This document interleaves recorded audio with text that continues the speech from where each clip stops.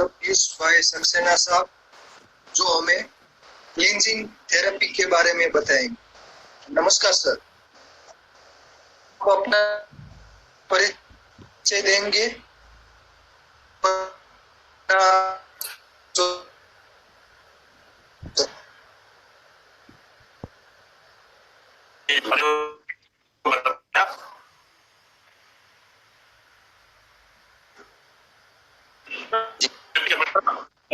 कोई दिक्कत नहीं, सब घर वाले जो है, कोई बात क्या नहीं है।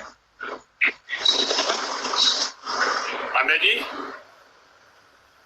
कोई बात नहीं, मैं आप लोगों को आइडिया होगा पांडे जी गोभक्त हैं, तो मैंने कहा पांडे जी दोस्ती पूरी रहेगी, गोमाता का कभी नाम नहीं लूंगा क्योंकि हमारे कोई श्रद्धा वगैरह नहीं है। हालांकि पांडे जी के कहने से कई गौशालाओं में होके आया मैं, और जलगांव तो कई बार गया। क्लीनिक थेरेपी के बारे में हमारी चर्चा शुरू होगी, लेकिन उसके पहले पांडे जी के योगदान के बारे में कुछ बात करना बहुत जरूरी हो जाता है। पांडे जी ने अहमदाबाद में मेरी श्रीपद नायक जी से मुलाकात कराई, जो माननीय मंत्री हैं, स्वास्थ्य राज्य मंत्री हैं। इसके साथ ही पांडे जी मुझे अटल बिहारी वाजपेयी जी के घर भी लेके गए, कुछ 6 साल पहले की बात है।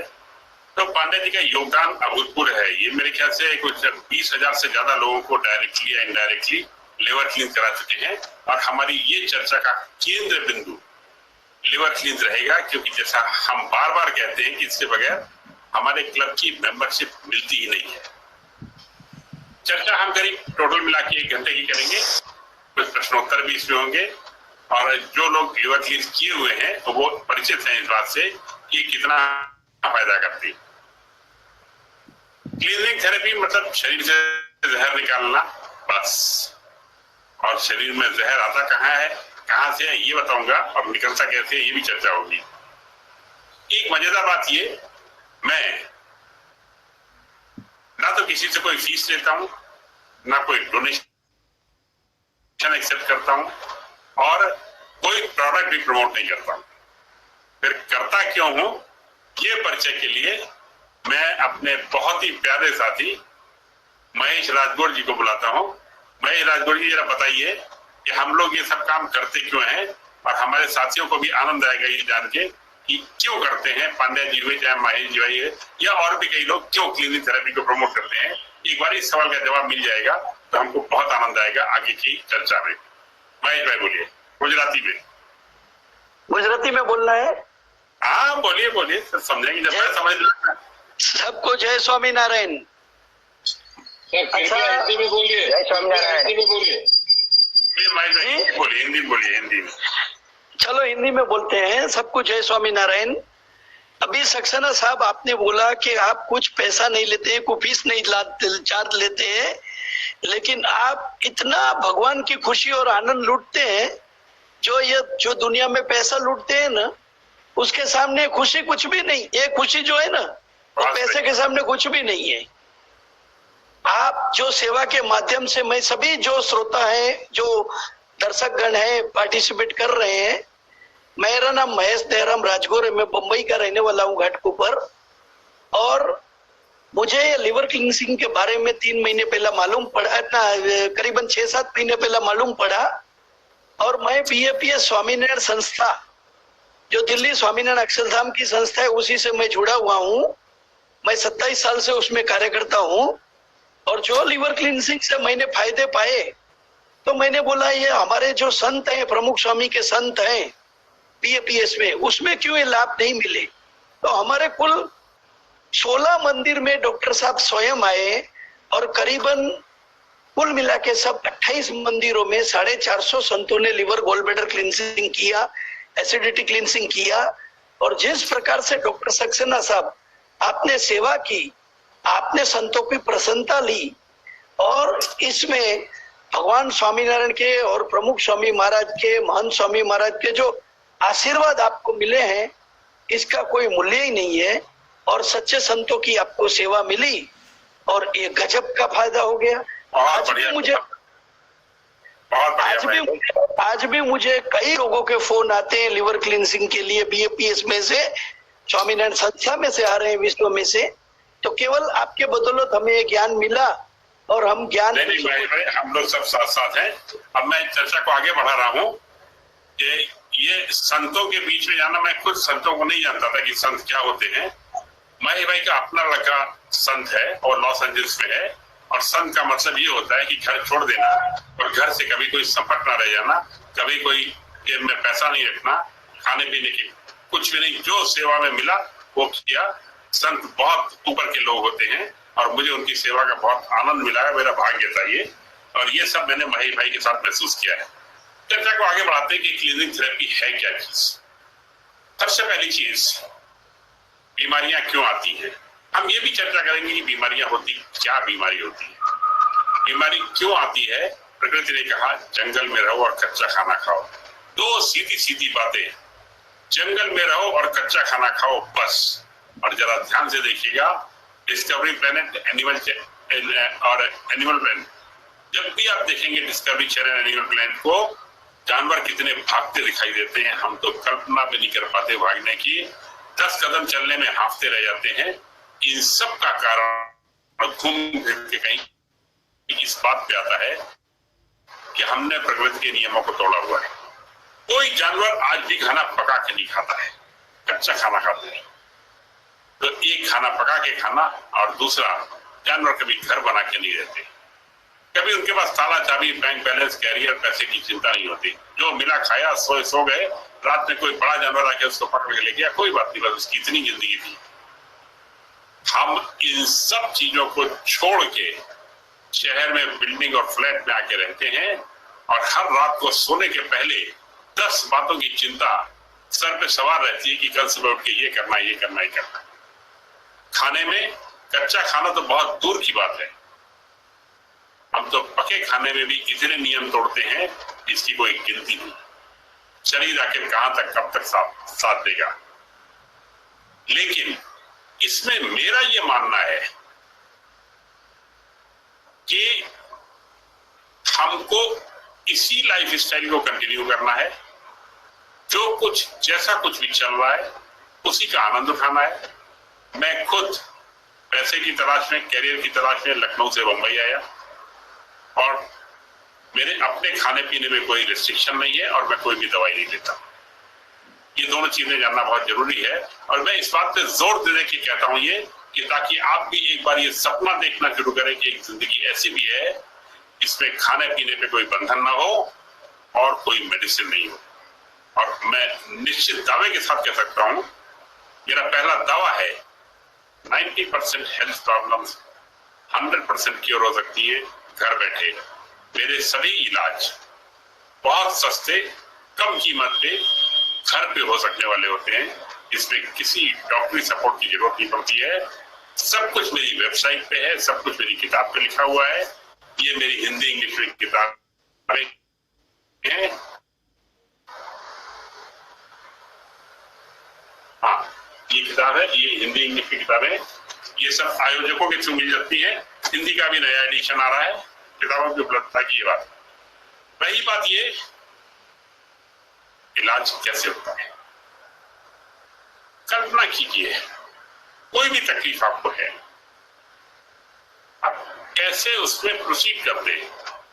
कल्चर हो गया है बड़ी बड़ी जांच कराने का, पैथोलॉजी की रिपोर्ट, एक्सरे, एमआरआई फैशन बन चुका है। मैं इन सब का विरोध करता हूं और मेरे कारण बिल्कुल स्पष्ट है कि बीमारी के जांच के लिए इन सब चीजों की जरूरत नहीं है। और एक उदाहरण देता हूं मैं, आप सभी के पास स्कूटर, मोटरसाइकिल, कार कुछ ना कुछ होगी।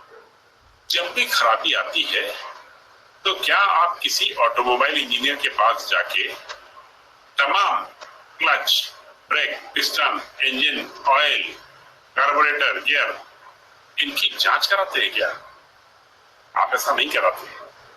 आप 50 रुपए लेके जाते हैं मैकेनिक के पास और वो कुछ नहीं करता है, कार्बोरेटर खोल के साफ कर देता है। 90% केसेस में गाड़ी बिल्कुल फर्राटे से काम करने लगती है। जांच की जरूरत ही कहां थी? यही नियम मैं शरीर के बारे में भी अप्लाई करने की बात करता हूं कि अगर शरीर से जहर निकाल दिया जाए, अगर शरीर से जहर निकाल दिया जाए तो शरीर एकदम फर्राटे से भागने लगता है। और फिर प्रश्न वही, शरीर में जहर आया कहां से? शरीर में जहर आता है क्योंकि हमने प्रकृति के नियमों को तोड़ा है। हम जंगल छोड़ के शहर में आए हैं और हमने कच्चा खाना खाना छोड़ा। प्रश्न और छोटा सा, एक बहुत बड़े अस्पताल मेयो क्लिनिक अमेरिका में फ्लोरिडा में 10 लाख रुपए रोज का एक कमरा है, उसमें एक पेशेंट भर्ती है, दिल की बीमारी से ग्रसित है। तमाम ECG, treadmill test, stress test सब कुछ कराने के बाद blood test, lipid, 6 senior cardiologist की एक टीम बैठती है और कमेटी एक ओपिनियन देती है कि इस मरीज की जिंदगी अब 72 घंटे से ज्यादा नहीं है। ये बात मैं आपसे इसलिए कह रहा हूं कि आपको ध्यान रहे कि लाइलाज बीमारियों के इलाज भी कितने आसान होते हैं। उन्होंने बहुत बड़े बड़े डॉक्टर्स ने लिख के एक ओपिनियन दे दी, इस मरीज की जिंदगी 72 घंटे से ज्यादा नहीं है। ये सुन के आपके दिल को कैसा लगेगा? कोई कह सकता है बिल लिखा लो, कोई कहेगा अस्पताल के पैसे का बंदोबस्त कर लो, कोई कहेगा क्रिया का बंदोबस्त कर लो, कोई कहेगा रिश्तेदारों को बुला लो। लेकिन एक और चीज सोच के देखिए, क्यों ना हो उसका इलाज कहीं और कराएं। और अगर हम किसी दूसरे बड़े अस्पताल में जाते हैं तो वहां भी यही होने वाला है। हो सकता है वो 72 की जगह 68 घंटे बोल दें, 76 घंटे बोल दें, लेकिन ज्यादा फर्क नहीं होता है। 3 उदाहरण देता हूं। इसबगोल, पुदीन हरा और नींबू का अचार, इन तीनों की हर घर में, आपके घर में सब लोग जानते हैं इसका इस्तेमाल होता है और इसका कहीं एलोपैथी में रेफरेंस नहीं मिलता है। ये बताना इसलिए जरूरी था कि घरेलू इलाज की सिग्निफिकेंस आज भी बहुत ज्यादा है। हम उनको भूलते जा रहे हैं और छोड़ते जा रहे हैं, बस इतना सा। और अगर कभी डॉक्टर्स ने या उनकी टीम ने कह दिया कि आप diabetes, blood pressure, arthritis, heart problem से सफर कर रहे हैं और जिंदगी भर आपको दवाई खानी पड़ेगी, तो ये आपसे कहा किसने है, ये ध्यान रखिएगा। ये आपसे बहुत बड़े बड़े डॉक्टर्स ने कह दिया है, लेकिन ऊपर वाले ने ऐसा कुछ नहीं कहा होगा। और कई बार बहुत बड़ी बड़ी बीमारियों के इलाज अल्टरनेट थेरेपी में बहुत छोटे छोटे तरीके से हो जाते हैं। मैं सिर्फ क्लीनिंग थेरेपी की बात नहीं कर रहा हूं, होम्योपैथी, एक्यूप्रेशर, योगा, कई ऐसी विधियां एक्चुअली 128 से करीब है, कैरोप्रैक्टिस है, फ्लावर रेमेडी है, वाक रेमेडी है, कई ऐसी पद्धतियां हैं जिसमें बिल्कुल इलाज हो जाते हैं। और बाय द वे, इलाज और रिलीफ का समय फर्क जरूर समझिएगा। रिलीफ का मतलब होता है थोड़े समय के लिए आराम मिल जाना, और इलाज का मतलब है बीमारी हमेशा के लिए ठीक हो जाना। और हमारी किताब में हमने इलाज शब्द यूज किया है और एलोपैथी में हमेशा रिलीफ वर्ड का इस्तेमाल होता है। और मेरे हिसाब से ज्यादातर बीमारियां काफी कम समय में, 7 दिन 10 दिन में आराम से क्योर हो जाती है। चर्चा को आगे बढ़ाते हैं। रिपोर्ट्स, एक तो रिपोर्ट्स कई बार बिना जरूरत की, शायद उनकी जरूरत नहीं। सवाल ये नहीं है कि आपके लिए हेल्थ कितनी इंपॉर्टेंट है, सवाल ये है कि क्या आप पैसा खर्च करके उत्तम स्वास्थ्य पा रहे हैं, क्या आप 4 जगह जांच करा के अपना इलाज करवा पा रहे हैं। और अगर इलाज वही का वही रहना है, जैसे हमारा इलाज जो लिवर क्लीन, किडनी क्लीन जो भी है, वही का वही रहना है, कुछ भी रिपोर्ट, तो फिर रिपोर्ट की जरूरत क्यों है। और अगर आपको रिपोर्ट पे इतना ही भरोसा है तो सिर्फ एक छोटा सा प्रयोग करके देखिए। जहां कहीं भी आप रह रहे हैं उसके अगल बगल की 4 लेबोरेटरी को इनवाइट कीजिए या खुद चले जाइए उनके पास और एक ही सुई से 4 बूंद ब्लड निकाल के उनको देके सिर्फ इतना पूछ लीजिए कि हमारा हीमोग्लोबिन कितना है। उनकी रिपोर्ट में जो वेरिएशन होगा, कोई 11 बोलेगा, कोई 11.25, कोई 11.5, कोई 12, कोई 12.15, आप हैरान रह जाएंगे। ये सब आप लोग करते नहीं है, मैंने ये सब किया हुआ है, मेरी वेबसाइट पे इस तरह की रिपोर्ट पड़ी हुई है। एक ही टाइम पे किस तरह से अलग अलग हॉस्पिटल्स अलग अलग वेरिएशन देते हैं। सवाल ये उठता है कि अगर रिपोर्ट पे भरोसा नहीं है तो हम कैसे जाने कि हमारा स्वास्थ्य कैसा है। क्यों ना हम ये मान लें कि हम ठीक हैं या नहीं है। उदाहरण देता हूं, ज्यादातर बार बीमारियों को बुढ़ापे का बहाना मान लिया जाता है। जब आप बुजुर्ग हो रहे, 90 साल वाला 80 साल वाले को यंग कहते हैं, 50 वाला 40 वाले को, 30 वाला 20 वाले को। यकीन मानिए बुढ़ापे को हमने अपने ऊपर जरूरत से ज्यादा ओढ़ लिया है, इतने की जरूरत नहीं थी। जानवर बूढ़े नहीं होते हैं, या मुश्किल से होते हैं या देर से होते हैं, क्योंकि वो कच्चा खाना खाते हैं और भागते रहते हैं। उन्हीं कारणों से बुढ़ापे के लक्षण हमें जल्दी आ जाते हैं, और जितनी जल्दी आते हैं उससे ज्यादा जल्दी हम उनको एक्सेप्ट करने लग जाते हैं। तो मेरा कहना यह है कि सिर्फ एक परीक्षण अपने आप पे करिए कि क्या हमारा एनर्जी लेवल आज उतना ही है जितना 5 साल पहले था। अगर आपको लगता है कि हमारा एनर्जी लेवल उतना ही है जितना 5 साल पहले था, हमको आपको इस चर्चा को आगे बढ़ाने की जरूरत नहीं। लेकिन अगर आपको लगता है कि थकान पहले से ज्यादा होती है, पहला जितनी मेहनत नहीं कर पाते, तो आइए हम जवाब देते हैं और आगे बढ़ते हैं। तो ये रही बैकग्राउंड क्लींजिंग की कि क्यों हमें बीमारियां आती है, शरीर में थकावट होती है, इत्यादि इत्यादि, और क्यों इनको हम ठीक करें और कैसे ठीक करें, इस बारे में चर्चा की शुरुआत करते हैं। हमारे कुल 28 क्लींज हैं, जिसमें से 12 किताब में 7 पे वीडियो बने हुए। वेबसाइट फ्री ऑफ कॉस्ट, कहीं भी कोई भी फाइल डाउनलोड किया जा सकता है। बहुत सारे वॉलंटियर्स हैं हर जगह, हर बड़े शहर में, हर भाषा के लिए, लगभग हर भारतीय भाषा के लिए। उनसे संपर्क किया जा सकता है, और जैसा महेश भाई ने बताया, सबको आनंद मिलता है इस बात को दूसरों तक पहुंचा के कि किस तरह से डॉक्टरों से मुक्ति पाई जाए, बीमारियों से मुक्ति पाई जाए, और हम आगे बढ़ें। मेरी 3 गारंटी है। पहली, 90% हेल्थ प्रॉब्लम्स 100% क्योर हो जाती है जब क्लीनिंग थेरेपी फॉलो करते हैं।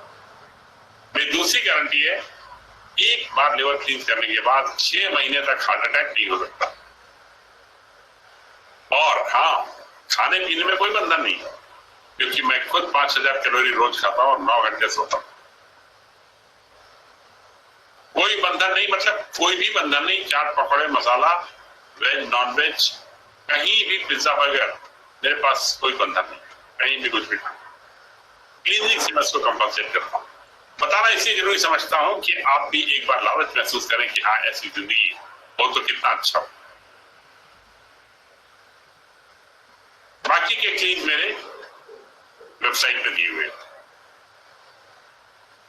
अब आगे बढ़ते हैं। यहां हम मुख्यतः 4 क्लीन्स के बारे में चर्चा करेंगे। सबसे पहली चर्चा हमारी होगी किडनी क्लीन्स के बारे में। क्या आप सोच सकते हैं कि किडनी क्या काम करती है? सभी लोग जानते हैं कि किडनी शरीर में से जहर बाहर निकालती है। एलिमिनेशन ऑफ मेटाबॉलिक वेस्ट, ये इसका फंक्शन बताया जाता है, सब जानते हैं इस बात को। लेकिन मेडिकल साइंस के हिसाब से किडनी के कुछ और भी फंक्शन हैं। फॉर एग्जाम्पल, इलेक्ट्रोलाइट्स को बैलेंस करना, फ्लूइड को बैलेंस करना। आप 2 लीटर पानी लें या 200 ml पानी लें, किडनी डिसाइड करती है कि कितना पानी लेना है, रखना है बॉडी। डिहाइड्रेशन नहीं होने देती है। किडनी खून बनाने के लिए मैसेज भेजती है आरबीसी के लेवल को। प्रोस्टाग्लैंडिन हार्मोन का सिंथेसिस होता है। एसिडिटी अल्कलिनिटी के बैलेंस को देखती है। इस तरह के तमाम कार्य हैं जो किडनी करती है। Blood pressure regulation. अब प्रश्न ये आता है कि क्या ऐसा हो सकता है, सिर्फ हाँ या ना में जवाब दीजिएगा, क्या ऐसा हो सकता है कि कुक्ड फूड और पोल्यूशन के चलते किडनी ने अपना काम करना कुछ कम कर दिया हो और उसकी वजह से हमारे शरीर में थकान और तमाम रोग धीरे धीरे आ रहे हैं। प्रश्न सिर्फ इतना है कि क्या ऐसा हो सकता है कि किडनी ने अपना काम करना कम किया है, इसके अलावा कोई प्रश्न। और आप निश्चित जान लीजिए, जितने भी लोग मैं यहाँ स्क्रीन पे देख रहा हूँ, 35, 40, 50, 60, 70, 80 की उम्र के जो लोग हैं, इन सभी को कुक्ड फूड और पोल्यूशन ने इफेक्ट किया है और उन सब की किडनी की फंक्शनिंग कमजोर हुई है और इसलिए कहीं ना कहीं उनको इस तरह के सिम्टम दिखाई देते हैं। मैं खास तौर से 2 सिम्टम की चर्चा करने जा रहा हूं। पहला सिम्टम है बैकएक। जी हाँ, पीठ का दर्द। जब पीठ का दर्द होता है हम उसको बर्दाश्त करते हैं क्योंकि हम दवाई नहीं लेना चाहते। कोई बात नहीं, दर्द आता है चला जाता है, आता है चला जाता है और फिर आता है तो देर से जाता है और फिर जल्दी जल्दी आता है और देर देर से जाता है। तब हमको लगता है इसको दिखाया जाए, हमें तो पता भी नहीं होता इसका स्पेशलिस्ट कौन है। यार दोस्तों से घर बात करके पता करते हैं कि ऑर्थोपेडिक सर्जन इसको देखते हैं, पता करते हैं कि कौन सा बेस्ट ऑर्थोपेडिक सर्जन, और वहां जाने के बाद वो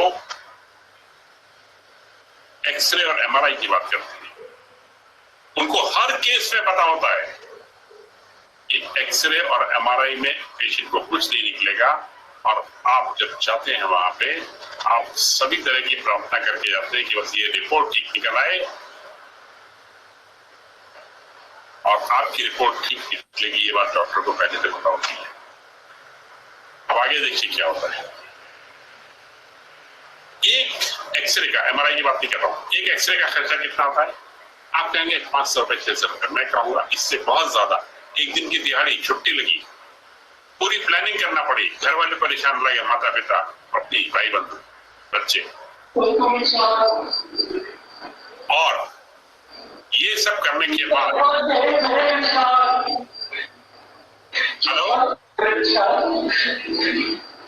है कि आपने टेस्ट करा लिया। टेस्ट करने के बाद जितने नियम कानून बताए गए आपको, भारी वजन नहीं उठाना है, कैल्शियम ज्यादा से ज्यादा खाना है, फ्लैट बेड पे सोना है, एक स्पेशली डिजाइन की हुई कुर्सी पे बैठना है, झटके से नहीं उठना है, और आपने सारे नियम पालन किए। मुझे क्या एक भी केस आप बता सकते हैं कि सब कुछ पालन करने के बाद 3 महीने में, 6 महीने में कभी ऐसा हुआ है कि उस मरीज का दर्द हमेशा के लिए ठीक हो गया हो? पता क्या है, डॉक्टर बता देते हैं ये तो बैकएक है, ये तो आपके साथ ही जाएगा, और हम आदत डाल देते हैं। मेरी गारंटी है कि बैकएक 30 डेज से भी कम में हमेशा के लिए चला जाता है, और कारण बड़ा स्पष्ट है। कारण ये है कि बैकएक का बैक से कुछ लेना देना है ही नहीं।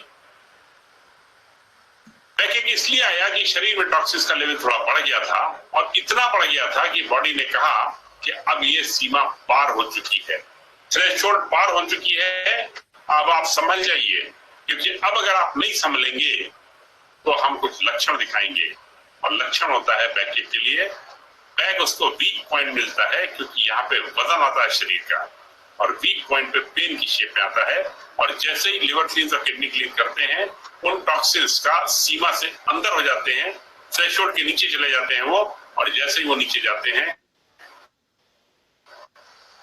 बैकएक खत्म हो जाता है, और इसको ज्यादा वक्त भी नहीं लगता। एक उदाहरण और देना चाहता हूं आपसे कि गलती कहां पे इलाज में होती है और कहां डॉक्टर्स इसको ठीक करते हैं। कैल्शियम की कमी आप सब जानते हैं, घर में आसपास अगल बगल आगे पीछे दाएं बाएं परिवार मित्रगण में कहीं ना कहीं कैल्शियम की कमी महिलाओं में खासतौर से मिलती है।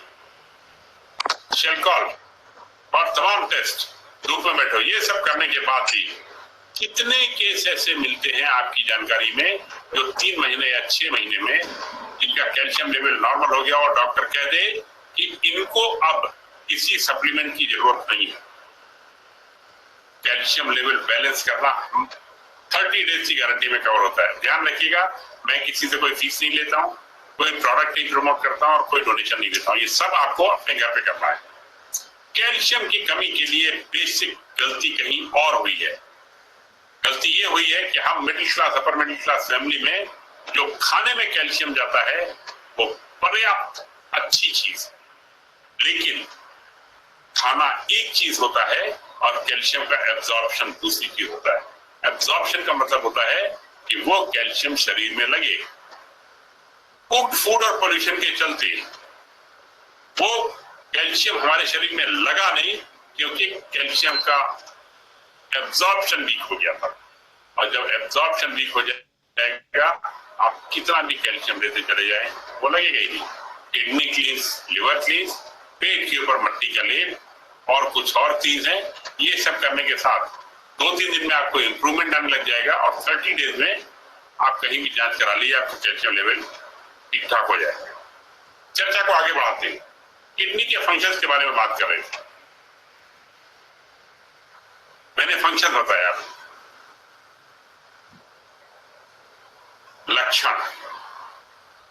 लक्षण तो इस तरह से समझ लीजिए, जल्दी थकान होना, हीमोग्लोबिन लेवल का लो हो जाना, पीएमएस की प्रॉब्लम्स आना लेडीज में, आंखों के नीचे छाइयां आना। आंखों के नीचे छाइयां, ध्यान आता है, ये शहनाज हर्बल का बिजनेस है, लेकिन हमारा ये कहना है कि आंखों के नीचे अगर छाइयां आ रही हैं तो क्यों ना हम उनको अंदर से साफ कर लें। और अंदर से साफ करना हमारे लिए ज्यादा आसान होता है, क्योंकि किडनी क्लींस की प्रोसेस, लिवर क्लींस की प्रोसेस में जब शरीर से जहर निकल जाता है तो जहर निकलने के बाद ब्लड प्यूरिफिकेशन की प्रोसेस में ये छाइयां अपने आप निकल जाती हैं। अब हम बताने जा रहे हैं किडनी क्लींस करते कैसे। ये सारी की सारी इंफॉर्मेशन जो कुछ मैं बोल रहा हूं मेरी वेबसाइट www.thetempleofhealing.org पे मिलेगी। हमारे से वीडियो भी है। किसी सज्जन को कोई भी शंका रह जाए, ऑर्गेनाइजर के थ्रू पांड्या जी से संपर्क कर लें, जवाब मिलेंगे। अब हम बताते हैं किडनी क्लींस करते कैसे हैं। किडनी क्लींस के लिए 3 में से 1 भुट्टे के बाल सूखे हुए या तरबूज, भतीजे के बीज, पके हुए बीज छिलके के साथ, या पारसी की पत्ती, वो ना मिले तो धनिया की पत्ती।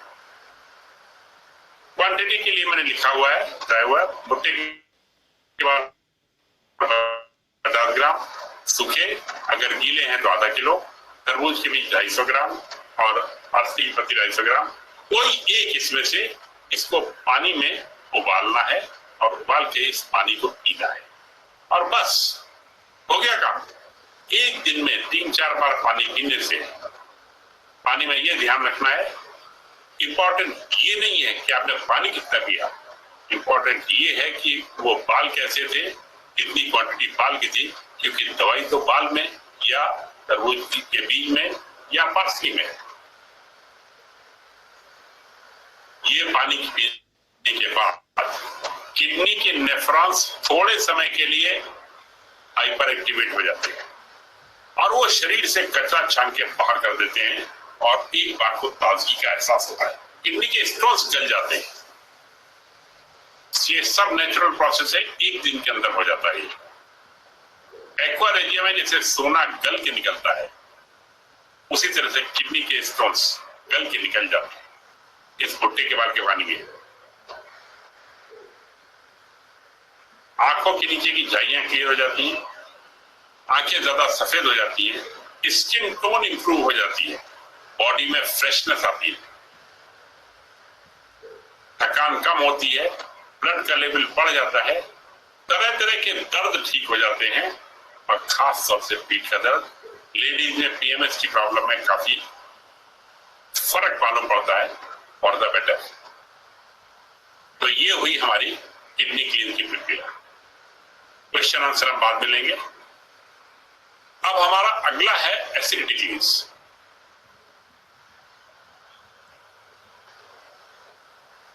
एसिडिटी का माप पीएच के लेवल पे 7 से जुड़ा हुआ है।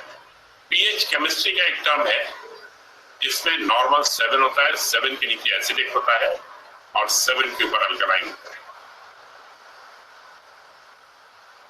ध्यान दीजिएगा, ब्लड का पीएच 7.35 से 7.45 की रेंज होता है।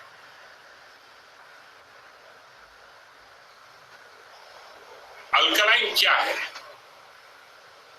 अल्कलाइन जैसे calcium, aluminium, copper, zinc, chromium.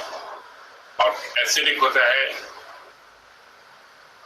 Carbon dioxide, carbon monoxide, sulphur dioxide, chlorine, ये सब। खाने के लिए अगर माप करें तो सिर्फ कच्ची हरी सब्जियां ऑर्गेनिकली ग्रोन, ये अल्कलाइन। आप ध्यान दीजिएगा, प्रकृति की व्यवस्था कितनी सुंदर थी। जंगल में यही सब्जियां इफरात में होती है, चलते जाइए आते जाइए, ताजी ऑर्गेनिकली ग्रोन।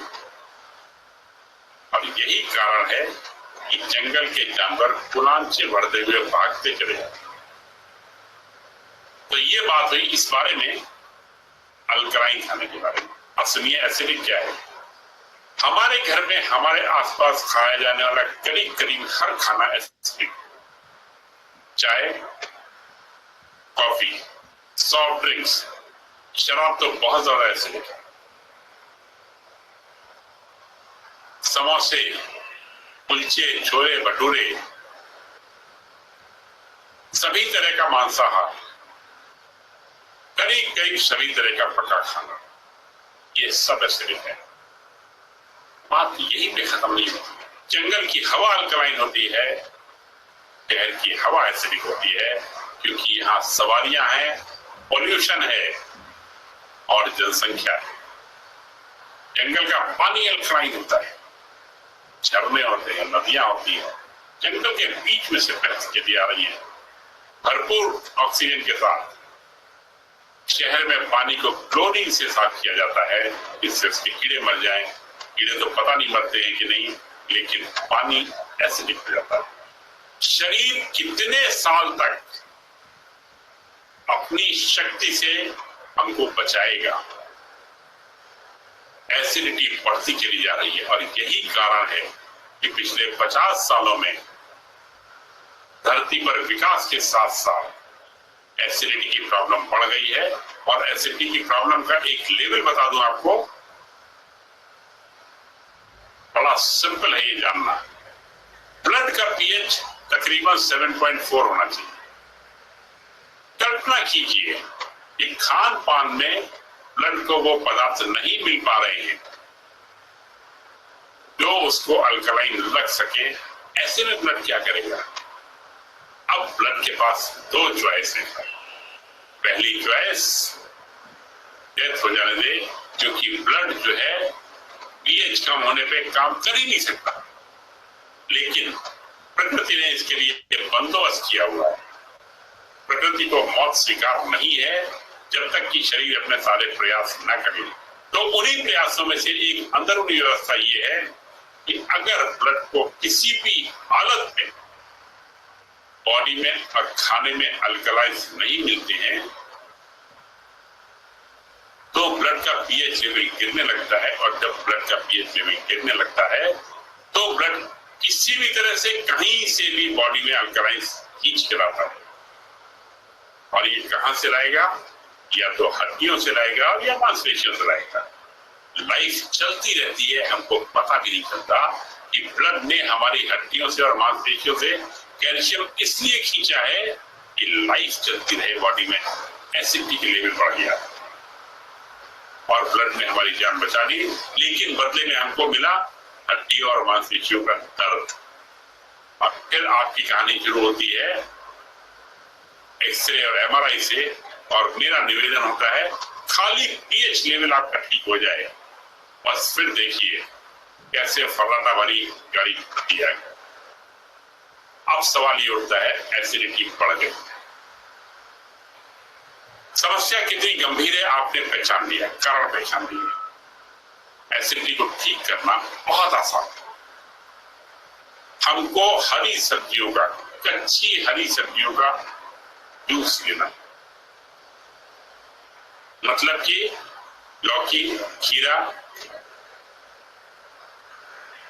हरा टमाटर, पुदीना, धनिया, पालक, जो आपकी समझ में आए, गाजर, शिमला मिर्च, नींबू बिना बीज का, जो आपकी समझ में आए। मेरी तरफ से लोकल ताजी सब्जी, बस। ज्यादा ऑर्गेनिक के चक्कर में इसलिए नहीं पड़ता क्योंकि किसी को भी भरोसा नहीं है कि ऑर्गेनिक कहने वाले एक्चुअली ऑर्गेनिक है या नहीं है, और हमारा काम चल जाता है कैसी भी सब्जी हो, बस ताजी हो, क्योंकि ताजी सब्जी का न्यूट्रिशन बहुत ज्यादा होता है। और ताजी सब्जी में सब्जी का स्वाद होता है जबकि जब मसाले के साथ सब्जी पकाई जाती है तो उसमें मसालों का स्वाद। ताजी सब्जी रखिए और क्वांटिटी ज्यादा रखिएगा। और मैंने पहली बार की रिकमेंडेड डोसेज 200 ml जूस दिन में 3 बार हो रहा है, और 1 हफ्ते तक इसको कीजिए, और 1 हफ्ते के बाद पता नहीं कितने दर्द आपके कम होंगे। और सबसे बड़ी बात ये होने वाली है कि आपको ये भरोसा हो जाएगा कि तमाम वो तकलीफें जिनको आपके डॉक्टर ने कहा था लाइलाज है, आपको लगेगा अरे वाह कितना आसान है, और ये इलाज संभव है। और जिस दिन आपने ये सोच लिया कि बीमारियों के इलाज संभव है और आपने कार्रवाई शुरू कर दी, मुझे लगेगा इस सेमिनार में आपसे चर्चा मेरे साथ सफल हो गई। सब्जियों के अंदर माइक्रो मिनरल्स, माइक्रो न्यूट्रिएंट्स, तमाम तरह के विटामिन, ये सब नेचुरल फॉर्म में। नेचुरल फॉर्म क्या होता है ये जानिएगा।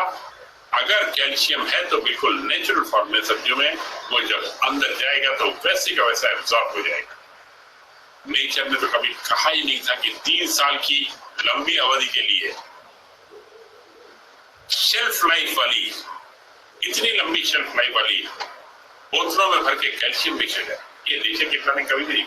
इसीलिए वो एब्जॉर्ब नहीं होता है, और इसीलिए कितना भी खाते रहें लेवल इंप्रूव नहीं करते। और जबकि मैं तरीका बता रहा हूँ बिल्कुल आसान है। किडनी का फंक्शन है कैल्शियम एब्जॉर्प्शन के लिए, विटामिन डी एब्जॉर्प्शन के लिए अपना रोल प्ले करना है। हम किडनी को मजबूत करने और एसिडिटी के सहारे हरी सब्जियों का जूस लेने, स्वास्थ्य उत्तर बढ़ता चला जाएगा और तमाम दर्द भी जाते रहेंगे। एसिडिटी ठीक होने के साथ, लिवर ठीक होने के बाद आप मान लीजिए शायद किसी और की दवाई की जरूरत नहीं रहेगी। लेकिन ध्यान रखिएगा कि जो मैंने 1 हफ्ते की बात की है ये सिर्फ सैंपल के लिए है, आपको ये विश्वास दिलाने के लिए कि इस तरह का एक इलाज पॉसिबल है। और उसके बाद लंबे समय तक इसको लीजिए, क्योंकि जहर शरीर में काफी ज्यादा है। और जब एक बार आप बैलेंस कर लें 15 दिन में, 1 महीने में, उसके बाद आप ब्रेक करके भी ले सकते। ब्रेक करके लेने के बाद इसलिए कर रहा हूं कि हमेशा के लिए आपको इन जूसों से छुट्टी नहीं मिलेगी। अगर आप चाहें तो 1 महीने का शेड्यूल में आपको ऐसा बना के दे सकता हूं कि उसके बाद आपको किसी भी दवाई की जरूरत ना पड़े। बहुत आसान है, 1 महीने के बाद किसी भी दवाई की जरूरत नहीं पड़ेगी। बस कंडीशन ये होगी कि आपको जंगल में रहना होगा और कच्चा खाना खाना होगा। जब आप नियम तोड़ के शहर में रह रहे हैं तो क्लीनिंग कीजिए और आनंद लीजिए, और बहुत ज्यादा नहीं। मैं अब लिवर क्लीन 6 महीने में 1 बार करता हूँ, जिसकी हम चर्चा आगे करने जा रहे हैं। किडनी क्लीन ऐसे के लिए 15-15 दिन में 1 बार कर देता हूँ। और बाय द वे फिर वही बात, खाने पीने में कोई बदलाव नहीं। अब हम आ रहे हैं अगले क्लींस के बारे में। लिवर क्लीन जो हमारा मास्टर है, हमारी सारी गारंटी लिवर क्लींस के साथ शुरू है, और इसी में थोड़ी गाइडेंस की भी जरूरत पड़ती है। हमारे वीडियो हैं, तमाम तरह के टेस्टिमोनियल्स हैं, सब कुछ हमारी वेबसाइट पे दिया हुआ है, यूट्यूब चैनल पे दिया हुआ है, ट्विटर पे दिया हुआ है। जहां आप चाहें सब कुछ मिलेगा, बस करना है। इसके लिए एक्स्ट्रा वर्जिन ऑलिव ऑयल और Epsom salt, 250 ml extra virgin olive oil और 80 ग्राम एप्सम सॉल्ट, ये नॉर्मल डोसेज है। पहले तो ये जान लें कि लिवर बॉडी की केमिकल फैक्ट्री है, बहुत सारे फंक्शन है, खाने को डाइजेस्ट करना, एब्जॉर्ब करना, एमिनो एसिड्स, फाइल बनाना, तमाम फंक्शन है लिवर की। और मैंने वही कहा, फूड और पोल्यूशन के चलते ना लिवर अपना काम ठीक से नहीं कर पा रहा है, और लिवर अगर ठीक से काम करना शुरू कर दे तो तमाम समस्याएं एकदम से ठीक होने लग जाती। आपने सुना होगा अक्सर कोलेस्ट्रॉल बढ़ा हुआ मिलता है। लिवर क्लींस के साथ हमारी गारंटी जुड़ी हुई है कि 6 महीने में 1 बार लिवर क्लींस करने से हार्ट अटैक 6 महीने में ठीक होगा। लिवर क्लींस की प्रोसेस, एप्सम सॉल्ट के पैकेट 20-20 ग्राम के, जाने के पहले आपको दिखा दूंगा फोटोग्राफ में। Oil 250 ml extra virgin olive oil. 6 बजे 20 ग्राम सॉल्ट लिया, 8 बजे 20 ग्राम सॉल्ट फिर से लिया, 10 बजे 175 ml ऑयल लिया, अगले दिन सुबह 6 बजे फिर सॉल्ट लिया 20 ग्राम, 8 बजे फिर 75 ml ऑयल जो बचा हुआ था उसको लिया, 10 बजे फिर सॉल्ट लिया सुबह। और डायरिया शाम से ही शुरू हो जाता है, रात में नहीं होता है। 3-4 बार शाम को जाना पड़ता है और 3-4 बार सुबह जाना पड़ता है। आप हैरान रह जाएंगे, अगले दिन सुबह जो निकलता है हरे रंग का ना, पता नहीं कैसे अद्भुत रूप से हरे रंग की चर्बी यानी एलडीएल कोलेस्ट्रॉल निकलता है। और आप समझ सकते हैं शरीर से एलडीएल कोलेस्ट्रॉल निकलने का मतलब क्या हो सकता है।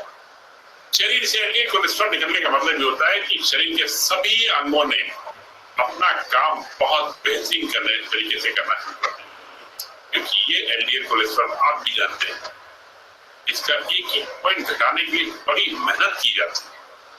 ये एक्सरसाइज, वो एक्सरसाइज, खाने पीने कंट्रोल, हमारे यहाँ कोई कंट्रोल नहीं, बस लिवर चीज करो। और जब इस तरीके से हमारे शरीर से एलडीएल कोलेस्ट्रॉल निकल जाता है तो आप कुछ ऐसा समझिए कि liver, gall bladder, bile duct में कोलेस्ट्रॉल कम रह जाता है, कम हो जाता है। और नेचुरली हार्ट के लिए कोरोनरी आर्टरी या तमाम वो शिराएं या धमनियां जहां पे खून जमा हुआ है, हमारा ब्लड उसको खींच के लेके आता है। इतना आसान है। और ये स्टेंट ऑफ बाईपास से बिल्कुल फर्क है। स्टेंट ऑफ बाईपास ने क्या किया, जो आर्टरी काम नहीं कर रही थी उसको और खुला दिया। काम वो क्यों नहीं कर रही थी, क्योंकि उसके अंदर एलडीएल कोलेस्ट्रॉल जमा हो गया था। हमने क्या किया, जिसने एलडीएल कोलेस्ट्रॉल वहां तक पहुंचाया था, इसने पहुंचाया था, आपके अपने रक्त ब्लड ने पहुंचाया था। और ब्लड को उपयुक्त माहौल दे दिया गया और वो उसी माहौल में वहां से ब्लॉकेजेस खींच के क्लियर कर गया। एलडीएल कोलेस्ट्रॉल वापस लिवर में आ गया, यहाँ पे फिर पड़ा, लेकिन आपकी आर्टरीज क्लियर हो गई और आप हार्ट अटैक के फ्री हो गए। और ये भी बता दूं कि ये जमावड़ा एक दिन में नहीं हो जाता है, 6-6 महीने में बहुत थोड़ा सा होता है।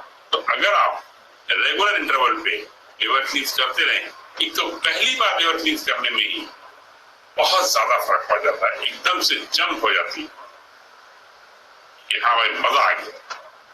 अब हम 5 मिनट के बाद क्वेश्चन आंसर शुरू करेंगे, तब तक छोटे छोटे क्लींस। और ज्वाइंट क्लीन के लिए हम Epsom Apple cider vinegar, black molasses इनका इस्तेमाल करते हैं। ज्वाइंट क्लीन हमारा 45 दिन का प्रोजेक्ट होता है। इसके अलावा हमारे ओवरी यूट्रस क्लीन है, ओवरी पीसेस क्लीन है, यूट्रस क्लीन है, फेलोपियन ट्यूब क्लीन है। ये सब हमने अपनी वेबसाइट पे दिए हुए हैं। इतना ही नहीं, हम गारंटी लेते हैं कि अगर इनफर्टाइल कपल में रिप्रोडक्शन की कोई मेजर एबनॉर्मलिटी नहीं है तो 100 डेज के अंदर क्लीनिंग थेरेपी के सहारे अपने घर बैठे हुए वो नॉर्मली कंसीव कर पाएंगे। तो इन्हीं शब्दों के साथ मैं अब सभा को प्रश्नोत्तर के लिए ओपन करता हूं। प्रश्न पूछने में बिल्कुल संकोच न करें, कुछ भी कैसा भी पूछ सकते हैं। पहले प्रश्न पूछने का अधिकार हम उनको देना चाहेंगे जिन्होंने लिवर क्लींस किया हुआ।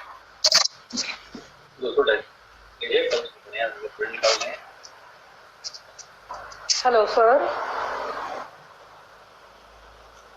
Hello, this is Purvi Bhatia from Jamkhambaliya.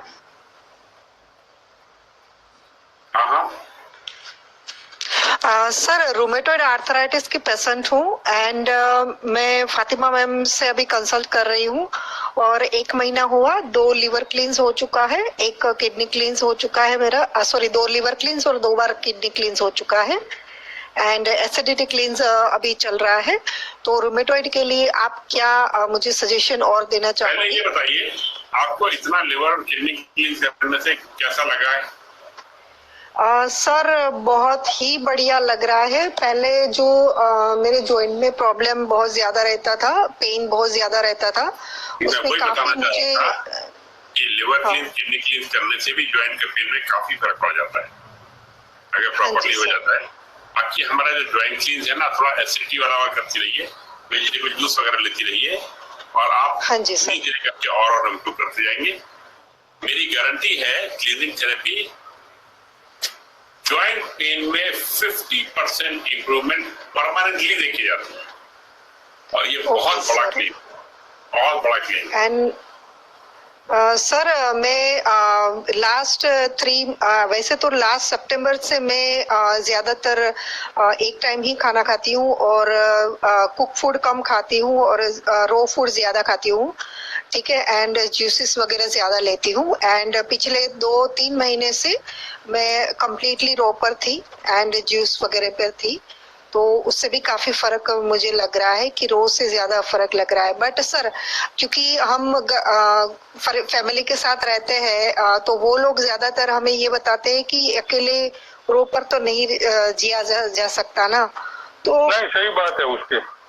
Sir तो कुक फूड तो हमें लेना तो पड़ता ही है क्योंकि मेरा जो वेट है ना वो 38 kg चला गया था एंड अभी 1.5-2 महीने से मेरा अभी वेट बढ़ रहा है। फातिमा मैम से कंसल्ट की उसके बाद एंड अभी मेरा 42-43 के बीच रहता है, तो हाँ अभी। बट सर और ज्यादा वेट गेन कैसे करूं और इसमें से कैसे बाहर निकलूं मैं? नहीं जी सर को बोलिए sir. Madam green vegetable juices और लीजिए, वो आपको काफी ज्यादा हेल्प करेंगे। Okay sir. और सब्जियां आप खुद देखिए आपको क्या सूट करती है, क्या आपके मार्केट में चीप बेस्ट एंड फ्रेश मिलती है। Okay thank you so much sir, thanks a lot. Welcome madam. और किसी हेलो हाँ बाबा सिंह सर नमस्ते।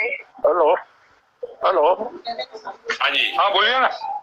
हाँ बाबा सिंह बोल रहा हूँ सर दिल्ली से। हाँ बाबा सिंह जी बोलिए।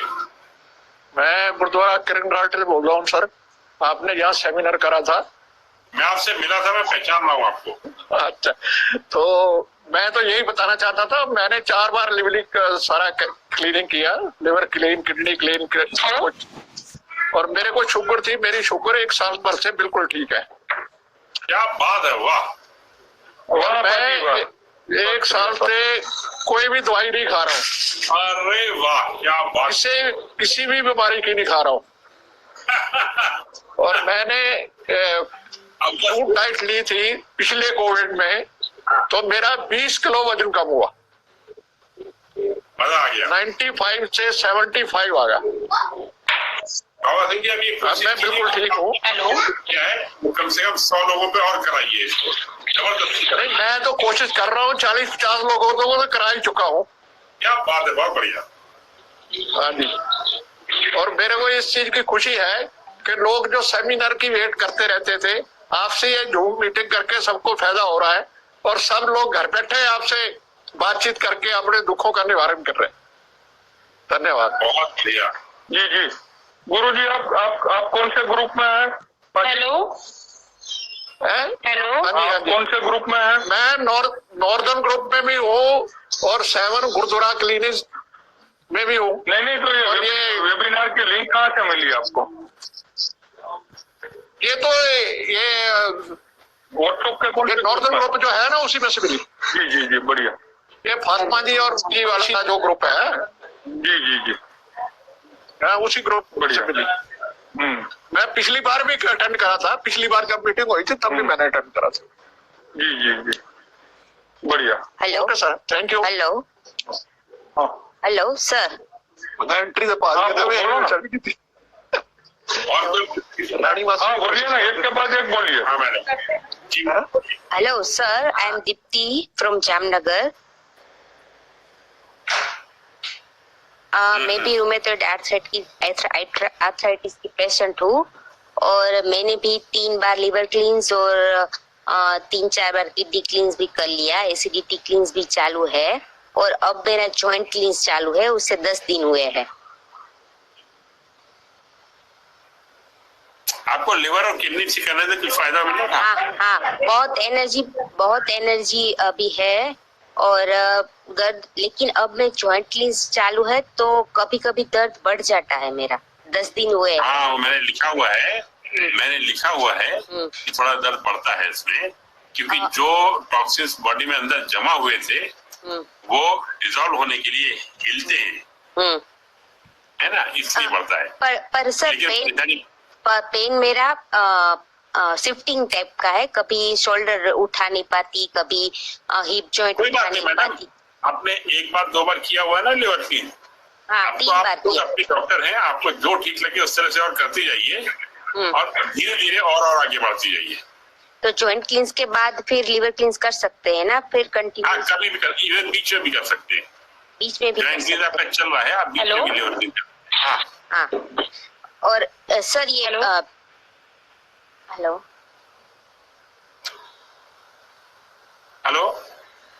आवाज आ रही, बोलिए बोलिए।